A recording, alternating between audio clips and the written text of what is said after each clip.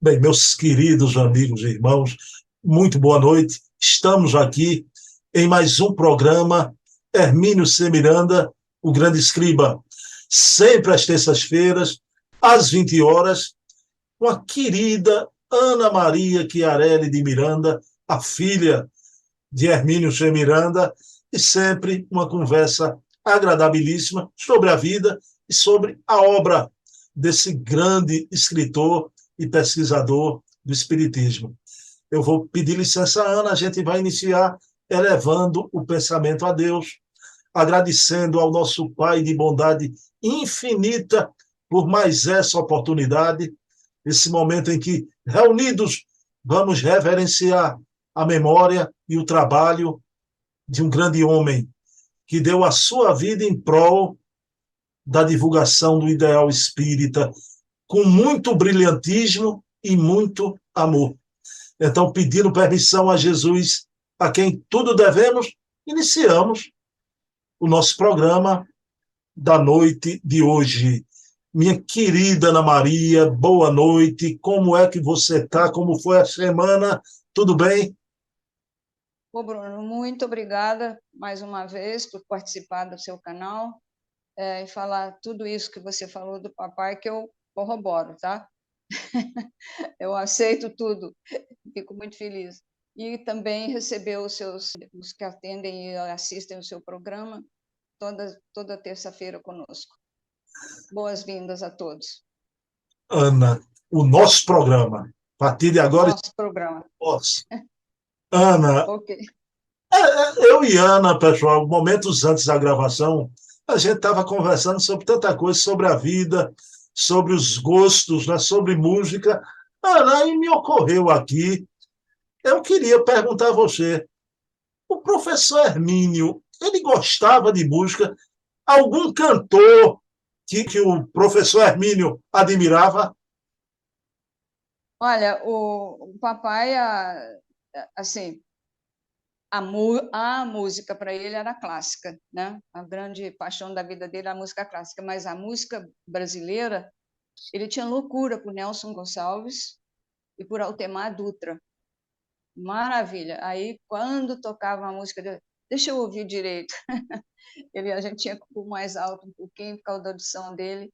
Ele adorava Altemar Dutra e adorava Nelson Gonçalves. Ele dizia que Nelson Gonçalves foi o maior cantor brasileiro. Era isso. Ele gostava muito mesmo. Que maravilha, né? O Nelson É, era o Frank Sinatra do Brasil, viu? foi. Era a voz realmente.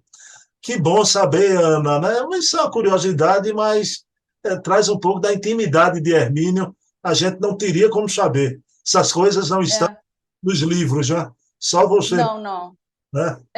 A música que ele preferia naturalmente era a clássica, e ele tinha um hábito lá nos Estados Unidos de deitar no tapete da sala, ligar a vitrola, naquela época, né? Vitrola, colocar os discos clássicos dele e ficar deitado, meditando e ouvindo a música clássica no tapete da sala, clássica. E ele tem álbuns e álbuns e álbuns e álbuns de música clássica, todas que você pode imaginar, todas. Não, Era uma paixão dele.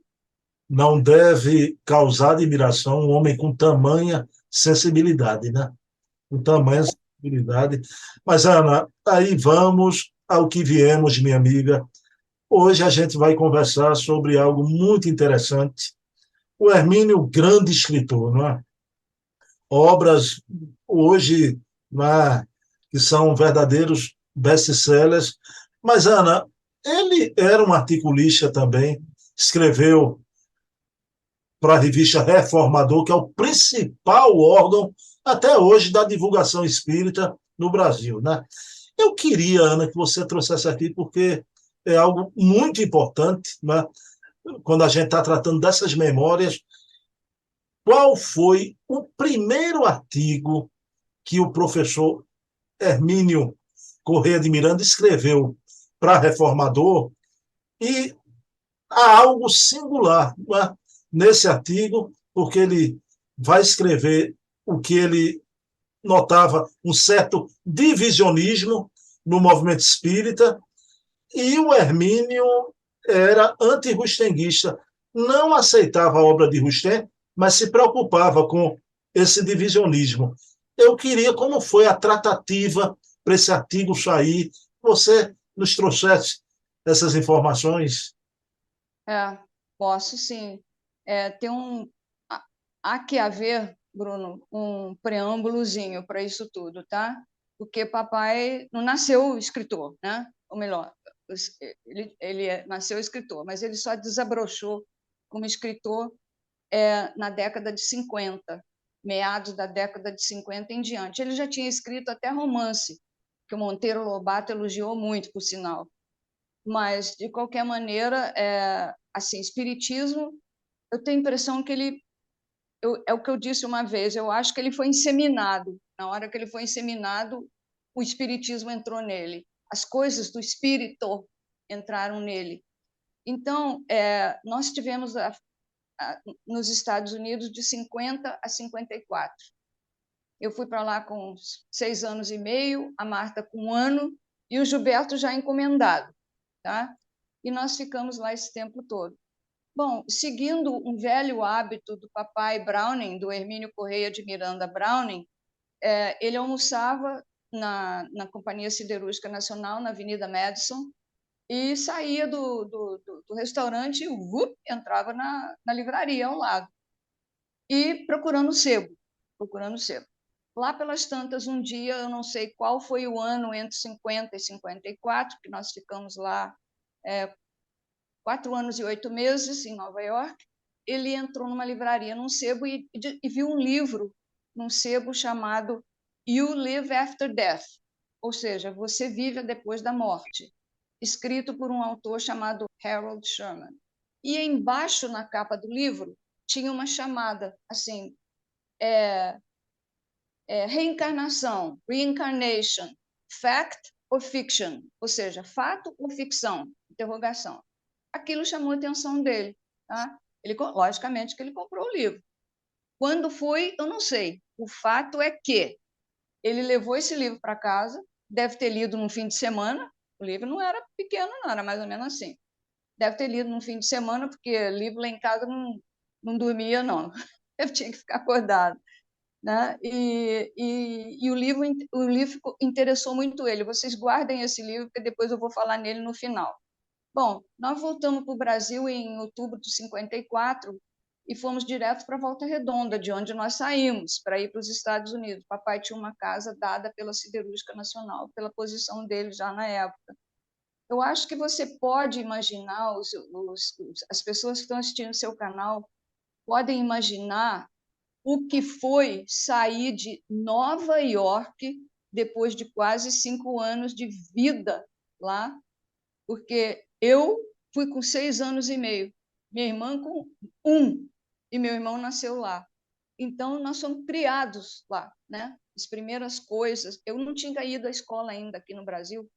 Não sei, eu não sabia ler nem escrever português, só para você ter uma ideia. Bom, aí nós chegamos em Volta Redonda, na década de 50, no início da década de 50. Você já imaginou assim a mudança de Nova York para Volta Redonda em 1900? Nada detrimental à Volta Redonda. Volta Redonda hoje é uma metrópole, mas em 1954 era uma cidade em crescimento, digamos assim, principalmente com a abertura da Companhia Siderúrgica Nacional lá, né? Bom, então você imagina a dificuldade do papai e a mamãe em conciliar essa mudança.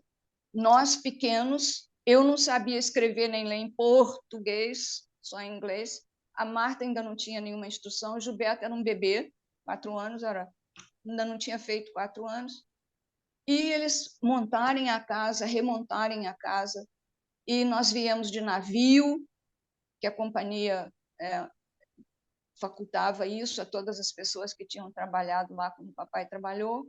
Um navio transatlântico, uma coisa maravilhosa. Papai trouxe tudo, máquina de lavar roupa, geladeira, carro, trouxe tudo de lá, absolutamente tudo, tudo que ele podia.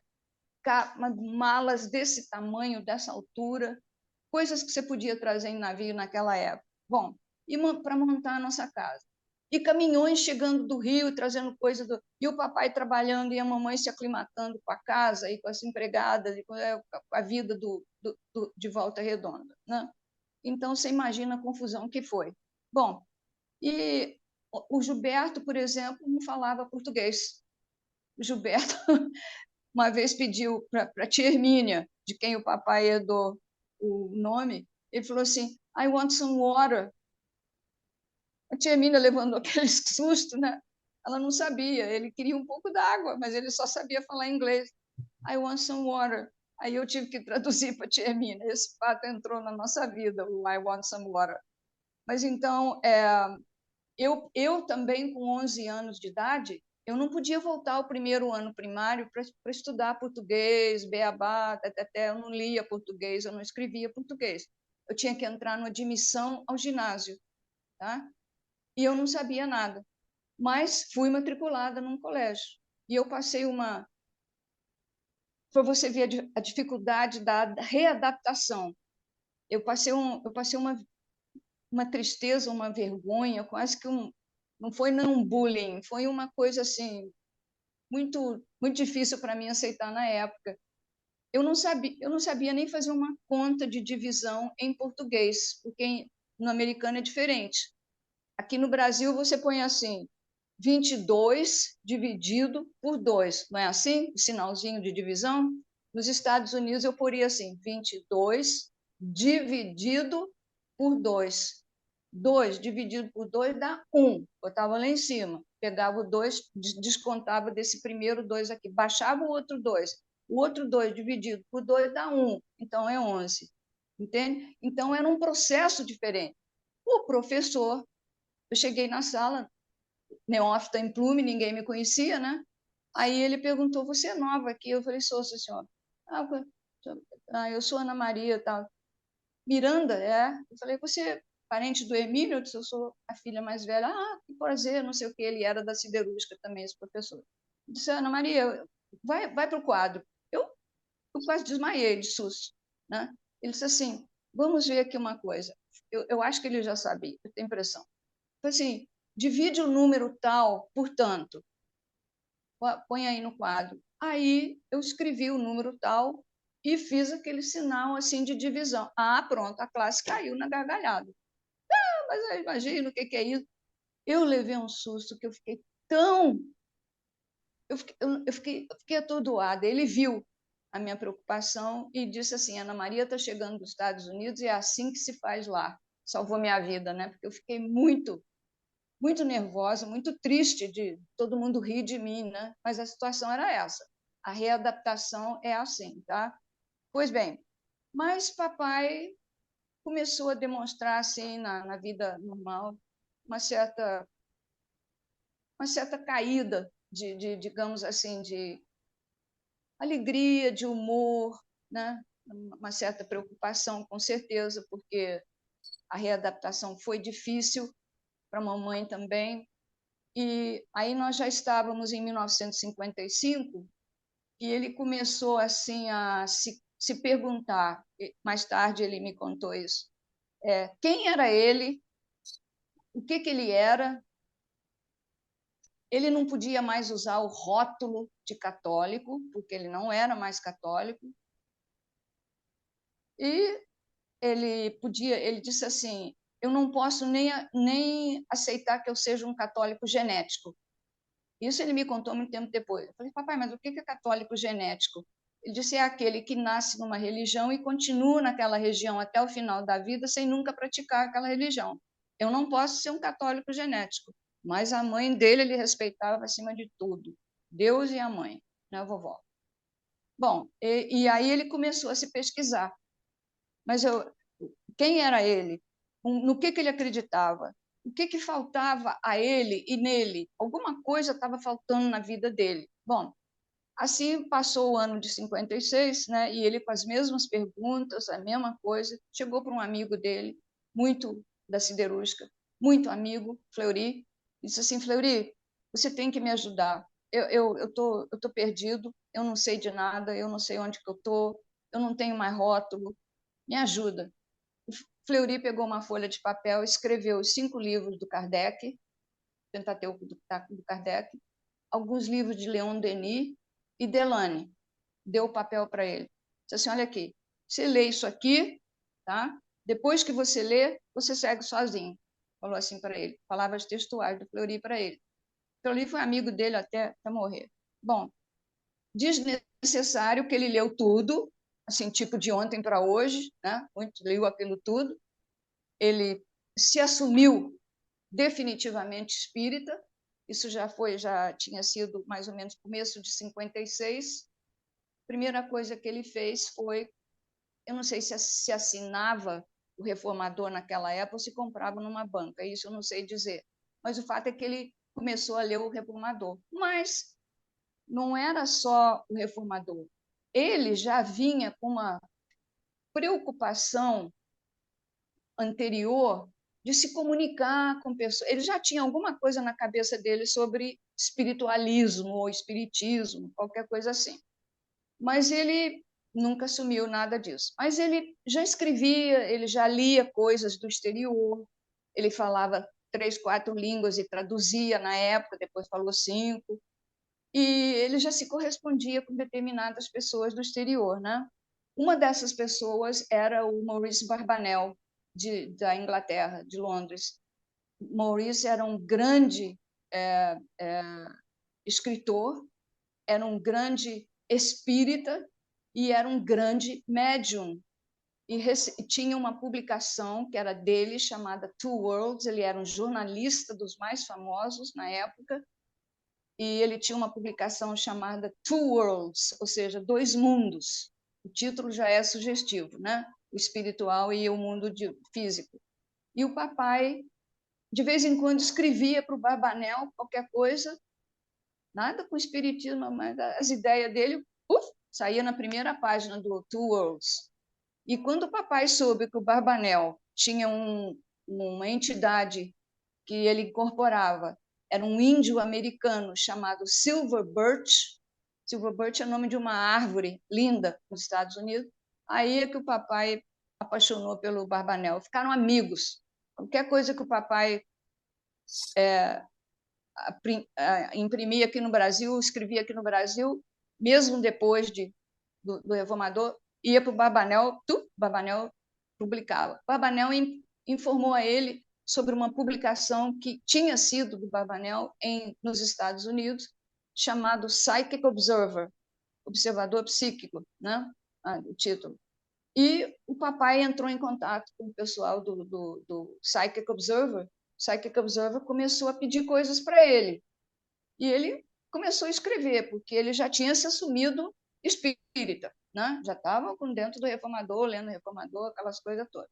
E meio que preocupado com as coisas que ele lia. Bom, aí, em final de 56, ele já estava no Reformador, escreveu um artigo para a revista Psychic News, e a revista pediu a ele que escrevesse um artigo sobre Kardec, uma biografia de Kardec. Aí ele escreveu em inglês e mandou a revista para o Psychic Observer. Na mesma hora, eles publicaram na primeira página. Mas antes de mandar, ele pediu um amigo dele, o Ismael Gomes Braga, que foi um dos maiores esperantistas do Brasil, talvez o maior, mas de qualquer forma, o papai conhecido, e pediu a ele para dar uma espiada no texto dele. Ele falou, Hermínio, tá 10, pode mandar. E o papai mandou, e foi publicado imediatamente. Só que o Ismael fez uma coisa que ele não contou para o papai em segredo. Ele traduziu o artigo para o Esperanto e mandou para uma revista no Japão chamada Oomoto. Pouco depois, o artigo é publicado na revista Oomoto, em Esperanto, e parece que fez muito sucesso, porque anos depois os japoneses traduziram o Livro dos Espíritos, do Allan Kardec, para o japonês, e o artigo do papai serviu como referência de apresentação do Kardec ao povo japonês. Eu tenho até aqui, Bruno, aqui está, olha, não sei se vocês veem, Não sei se dá para ver. Dá para ver aqui? Sim, perfeito, Está perfeito. vendo? Allan Tudo Kardec. escrito em japonês, está vendo? Tudo escrito em japonês. Está aqui a revista. Pois bem, aí aconteceu o seguinte: o papai já estava bem dentro do assunto do espiritismo, lendo o Reformador, e em 1956 ele se assume espírita e tal, e ocorreu a ele escrever um artigo para o Reformador, um certo receio e tal, que quem era ele? Não era ninguém. E outra coisa, ele não queria assinar o nome por causa da vovó, mas ele nota uma certa divergência e ele escreve um artigo chamado Divisionismo e Espiritismo.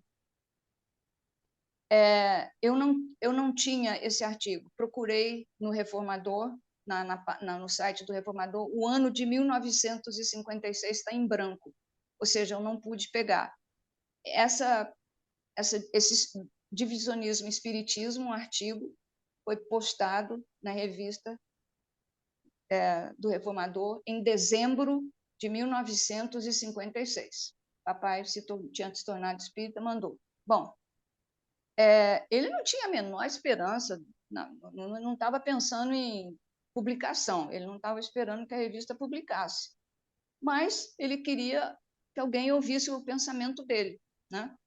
Bom, chegou lá, o reformador Dr. Vantuil de Freitas era o presidente da FEB e o diretor do Reformador. E ele pegou o artigo do papai, leu, pensou, achou o assunto muito bem concatenado no que o papai escreveu, e um português muito claro, muito objetivo, mas ele sabia que o assunto era polêmico, era um assunto polêmico. Mas, afinal, e depois, o doutor Vantuil, na cabeça dele, afinal de contas, quem é CM? Assinado CM. Alguém aqui conhece o CM? Não, não sei quem é o CM. Tal. E ficou sem saber quem era o CM. Bom, em dezembro de 56, o doutor Vantuil publica o artigo do papai. Aí, quando o papai vai na banca ou recebe pelo correio, não sei como é que era, o reformador, ele viu o artigo dele publicado, ele ficou até envergonhado, porque ele falou, o que esse homem vai pensar? O diretor, ele sabia que era o doutor Vantuil, ele vai ver lá CM, eu nem assinei meu nome, mas ele publicou o artigo que ele achou que não seria publicado, o artigo. Ele achou que não seria. Aí o que ele faz? Ele liga para o doutor Vantuil, se apresenta, aí ele diz assim para o doutor Vantuil, mas, doutor Vantuil, com todo o respeito que o senhor me deve e tal, como é que o senhor agiu? Qual foi o seu pensamento na hora de o senhor publicar esse meu artigo no Reformador, dadas as circunstâncias? Aí o doutor Vantuil, aliás, a amizade dele com o doutor Vantuil foi assim, imediata. Foi assim, um telefonou, o outro já ficou amigo do outro, entendeu? Isso durou 22 anos. O doutor Vantuil ligava lá para casa, a mamãe atendia, eles conversavam até sobre culinária. Era uma amizade muito grande. Papai, ele gostava muito do papai. Bom, aí o doutor Vantuil falou para ele, olha, ele falou, meu nome é Hermínio Corrêa. Ah, muito prazer, né? Porque CM. Aí ele falou assim, é, é, ele falou, doutor Vantuil, me conta como é que foi a história. Ele disse, olha, Hermínio, eu vi um artigo muito bem escrito, português, os pensamentos muito bem concatenados. Eu falei assim, meu Deus, está tudo bem aqui, menos uma coisa. Isso aqui é um artigo polêmico. E aí eu fiz uma prece, eu parei, doutor Vantuil falando, papai, eu parei, fiz uma prece e pedi à espiritualidade que me desse um recado, se eu devia ou não devia publicar esse artigo, do neófito em plume, né? Bom, aí a intuição que ele teve foi, publica. Isso é importante. Foi a intuição que o doutor Vantuil recebeu. Pois bem, aí o que o papai ficou atônito com essa declaração do doutor Vantuil, e ele escreveu uma coisa que eu gostaria de ler, Bruno, para os nossos para as pessoas que estão nos assistindo no seu canal.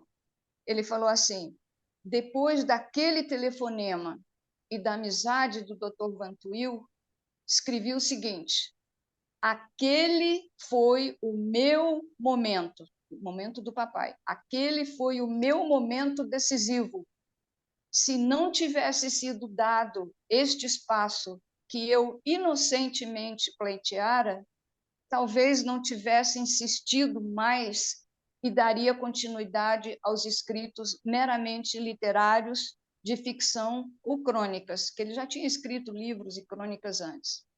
A resposta recebida pelo Dr. Vantuil não tivera o intuito principal pela publicação do texto, isso que o papai estava pensando.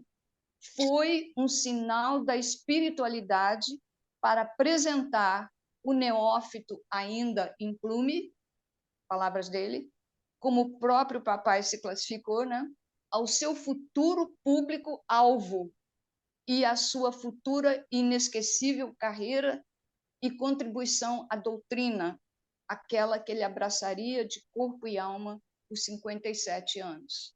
Ou seja, o Dr. Vantuil não só publicou o artigo, como ele deu à luz ao papai como escritor espírita para o resto da vida. E o papai e o Dr. Vantuil notou nele assim, pegou um fiozinho lá esse cara, desculpa a expressão, ele tem algo de pesquisador, deixa eu aproveitar isso. Aí falou para o papai: escuta, você não quer escrever de vez em quando uns artiguinhos aqui para o reformador? Papai, doutor Vantuil, com muito prazer e tudo. Aí o papai começou a escrever uns artiguinhos, isso em 56, 57. Nessa veiazinha de pesquisador, o papai começou a incrementar as negociações e os conhecimentos que ele tinha no exterior, com o Maurice Barbanel, com a Psychic Observer, com outras publicações. Ele escrevia para o Ian Stevenson, meu Jesus Cristo, sabe? Daquelas coisas que só papai mesmo, né? Tinha a coragem de escrever para o Ian Stevenson. Eles correspondiam 7 páginas de conversa literária.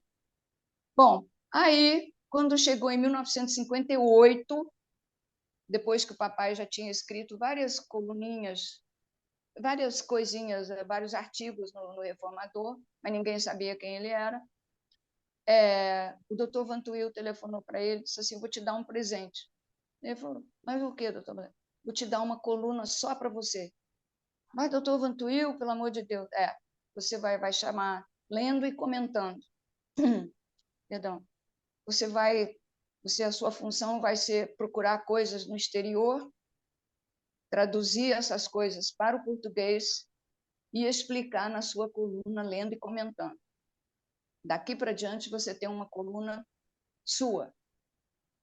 E o papai ficou assim apatetado, mas ficou muito feliz, né? E aí ele passou a escrever as coisas que ele próprio pensava e também as coisas do exterior, sempre na coluna Lendo e Comentando. Bom, mas aí qual foi, respondendo agora a sua pergunta primeiro, qual foi o primeiro artigo que o papai escreveu?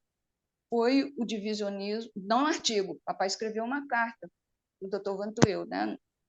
Ele nem pensava em publicação, mas o espiritismo, o divisionismo e o espiritismo tinha feito um certo reboliço, tinha havido um certo reboliço. Bom, o Dr. Vantuil não parou por aí, convidou o papai para ser membro do Conselho Consultivo da FEB. Aí o papai ficou preocupado, porque para ser conselheiro do Conselho Consultivo da FEB, que se reunia a cada ano, era para rever as contas da instituição, né? E para escolher uma nova diretoria. Aí o papai chegou para o doutor Vantuil e disse o seguinte, vou ler. Doutor Vantuil, eu quero que o senhor saiba de antemão que eu sou absoluta, resoluta e incontestavelmente kardecista e não vou mudar. E não quero criar nenhum problema para o senhor participando do Conselho Consultivo. O doutor Vantuil falou assim, não se preocupe, uma coisa não tem nada a ver com a outra.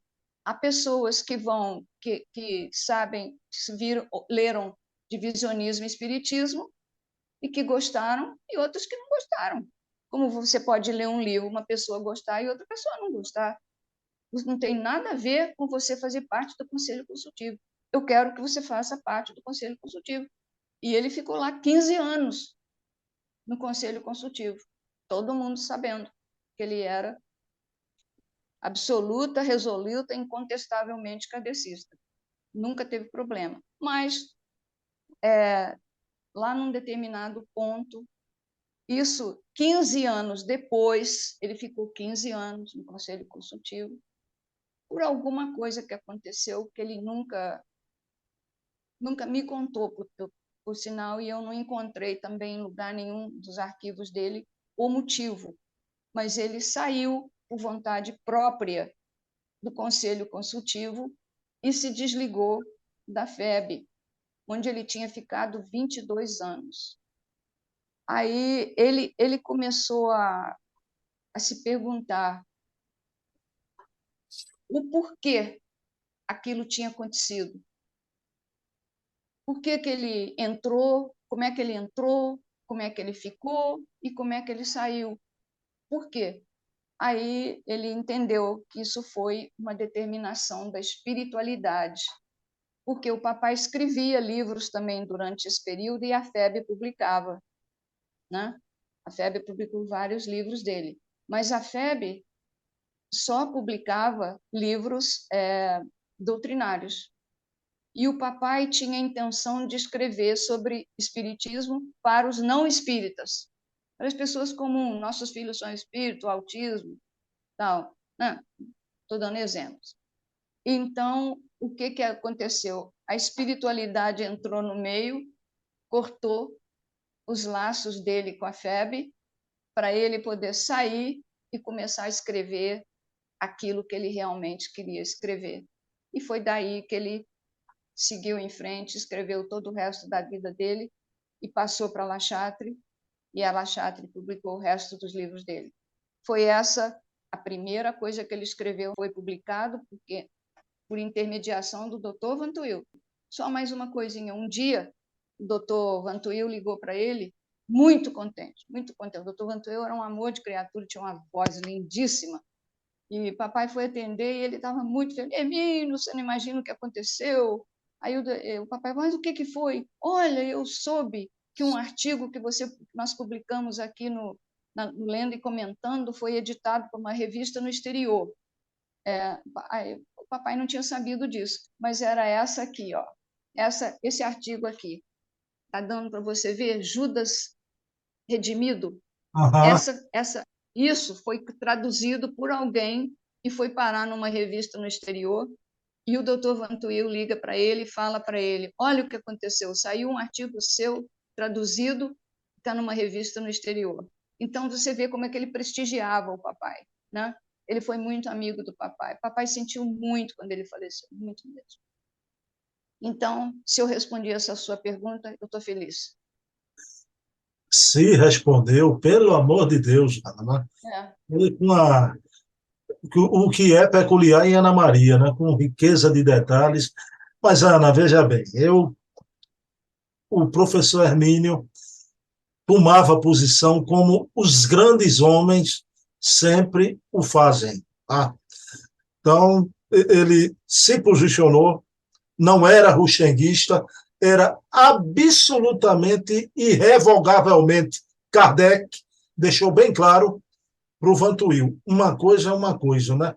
Hoje, graças a Deus, no movimento espírita, questão de Rustem está pacificada, a própria FEB, né, tirou, né, do seu estatuto a questão Rustem. O movimento espírita hoje isso é pacificado, né? Mas, mesmo assim, à época, o que me chama a atenção, a grandeza deste grande homem que está aqui, coloquei no plano de tela, né? Uma foto Obrigada. belíssima, né? Ele com Parece que ele está me olhando. Parece que ele está é, olhando para mim. ele está dizendo, Ana Maria, conte tudo direitinho, viu? Conte tudo. Já que até o neófito em plume, né? Eu herdei esse título por testamento, neófito em plume. Foi ele quem botou que ele era o neófito em plume. Imagine, imagine, né? Então, Ana, mas ele fazia questão, né, de separar as coisas. Uma coisa é se posicionar, a firmeza de Hermínio. Agora, nessas divergências, o professor Hermínio combatia a ideia, né? Não os seus oponentes, os seus divergentes. Né? E eu quero trazer aqui, eu queria que você falasse, contasse para a gente. O Hermínio foi a vida inteira um dos seus grandes amigos, o nosso querido Luciano dos Anjos, querido do movimento espírita, porque todo mundo leu Eu Sou Camille Desmoulins, era o Camille Desmoulins reencarnado. Você, inclusive, falou nas sessões de um programa nosso atrás, a amizade que durou a vida toda, né? Embora o professor Hermínio não rustenguista, o Luciano dos Anjos rustenguista. E digamos assim, rustenguista de quatro costados, né? Realmente o Luciano defendia, né? Houve um momento que eu acho de uma beleza espiritual, eu queria que você, com essa sua riqueza de detalhes que a gente não tem, que o Luciano vai brincar com o professor Hermínio, e o professor Hermínio, apesar do jeito retraído, silencioso, devolve também com a brincadeira, e aí mostra o caráter, mas é uma lição de vida de como a gente deve tratar, não é, qualquer questão de ponto de vista divergente, né? Você podia trazer esse momento tão belo da amizade dos dois? Posso. Eu sempre falo nas minhas lives, né, vídeos, né, Bruno, que o papai era muito sério, né, muito fechado, muito silencioso, muito quietinho, sempre lá na rede dele, meditando e tal e tal. Mas ele tinha um senso de humor muito grande. Ele era muito engraçado às vezes. Aí, lá pelas tantas, um dia, eu não sei exatamente qual foi o que eles estavam conversando, eu não estava presente, mas de qualquer maneira, eu soube disso, escrito pelo papai, né? E ele estava debatendo alguma coisa com o Luciano sobre exatamente esse assunto, os tenguistas e kardecistas. Aí o Luciano virou para o papai e disse a seguinte frase: mas Hermínio, pelo amor de Deus, você é tão inteligente, como é que você vai ser kardecista? Ele disse assim: por isso mesmo, Luciano, porque eu sou muito inteligente. Foi isso. Na lata, assim, ele falou. E ficou gravado na vida dele. E eles dois continuaram amigos até o último momento. Eu tenho fotos, eu tenho fotos do papai e do Luciano, os dois velhinhos, numa palestra que a minha prima fez para o papai, e eles dois, papai foi atualmente, o Luciano também foi com o Lucianinho. Mas eles dois muito velhinhos, mas lá, o rustenguismo e o kardecismo não atrapalhou a amizade dele. O papai disse que a gente podia divergir sem brigar. Ele falava isso para a gente, mas outras coisas, não sobre a religião, nada. Mas ele disse assim: minha filha, nem todo mundo tem a mesma opinião. Eu tenho a minha, não vou mudar. Do momento que eu resolvo uma coisa, é aquilo. Você não tem que mudar a sua opinião, você tem que ficar com a sua opinião e respeitar a outra pessoa pela opinião dela. Foi isso que aconteceu. Ô, Ana, eu queria também trazer aqui. Esse já não era um rustenguista de quatro costados, já. Aliás, o afã de sua vida, o ideal maior era o Esperanto. O Ismael Gomes Braga, que foi o maior divulgador do Esperanto aqui no Brasil. Mas era também, sabidamente, rustenguista, né? Mais tranquilo Foi. que o Luciano. Foi também um grande amigo da vida inteira do professor Hermínio, né? Ué, você vê o que ele fez sem falar com o papai. Ele traduz o artigo do papai, manda para a revista, sem pedir para o papai se podia, no papai sabendo de nada. Daqui a pouco chega aqui a revista, o Omoto, uma xerox, e o papai só perdeu o livro, onde o artigo do Ismael tinha sido traduzido para o japonês para abrir o livro dos espíritos que os japoneses traduziram, e o artigo do papai entra no livro no livro dos espíritos em japonês, baseada na tradução que o Ismael tinha feito para o Esperanto anos atrás. Você vê, isso abriu o mundo também para o papai. O papai ficou tão feliz. E ele recebeu o livro dos Espíritos, e lá tudo escrito em japonês, lá, que ele não sabia nem por onde começar, né? E um amigo dele da siderúrgica, que era japonês, chegou assim, disse para ele assim: olha aqui, Hermínio, olha aqui o seu nome aqui, ó, e mostrou para ele umas coisinhas lá. E ele disse: muito obrigada, fico feliz em sabê-lo, mas não sabia ler nada, mas o nome dele estava lá.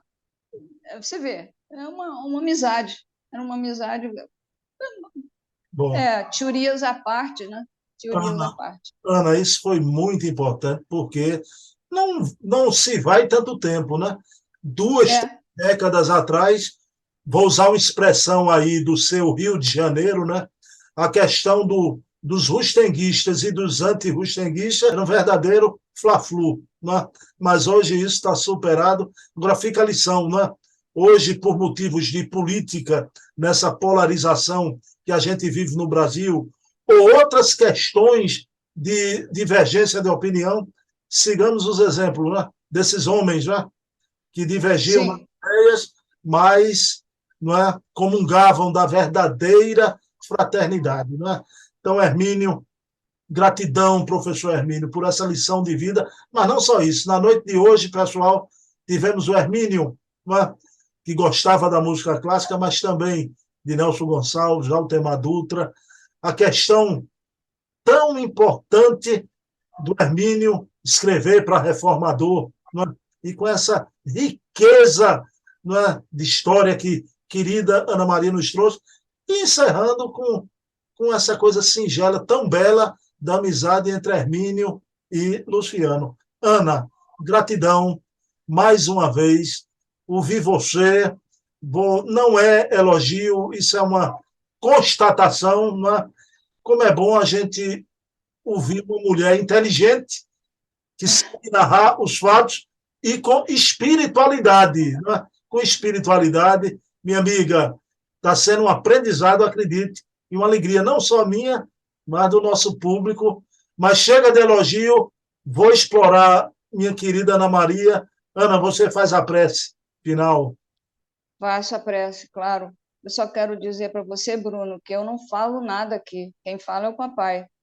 E eu só repito, mas repito com unção, porque para mim ele foi absolutamente tudo. Ele e mamãe foram absolutamente tudo para mim. Bom, eu agradeço ao Senhor, que foi tão importante na vida do papai, intuindo nas pessoas que ele estava precisando naquele momento, deixarem ele fazer coisas que ele estava precisando fazer para entrar no movimento e para poder transmitir as ideias dele, alargando as fronteiras, um pouquinho as fronteiras do espiritismo, conforme lhe disse o Dr. Bezerra de Menezes, e sendo esse homem que ele foi, honesto, ético, estudioso e bom, porque antes de mais nada ele foi bom, foi ótimo. Eu agradeço ao senhor a oportunidade de poder falar sobre ele no canal do Bruno, e agradeço a todos os senhores que estão nos assistindo, ou que vão nos assistir. Muito obrigada, e que a gente se encontre sempre aqui no canal, com toda alegria. Muito obrigada. Bem, pessoal, então fica o convite, toda terça-feira, às 20 horas. O programa de hoje eu quero dedicar a minha mãe, Eva Tavares, que se encontra no plano espiritual, e também a seu Odaí, o esposo da querida Ana Maria, que também se encontra na vida maior. Professor Hermínio, Exato. gratidão. Ana, um abraço, um beijo Abraço. na sua alma linda da filha, Obrigada. viu? Paz e bem. Obrigada. Semana que vem, terça-feira, se chegas às 8 da noite, desde as 6, eu sou feliz, viu? Obrigada, Bruno. Você está sendo bem tratada, porque eu não sou besta, eu estou tratando a filha de Hermínio, não é? Pelo amor de Deus! Estou brincando, Olha, Ana. ele está me olhando aqui. Pois é. Beijão, Ana. Paz e bem. Igualmente, Bruno. A todos também. Boa noite.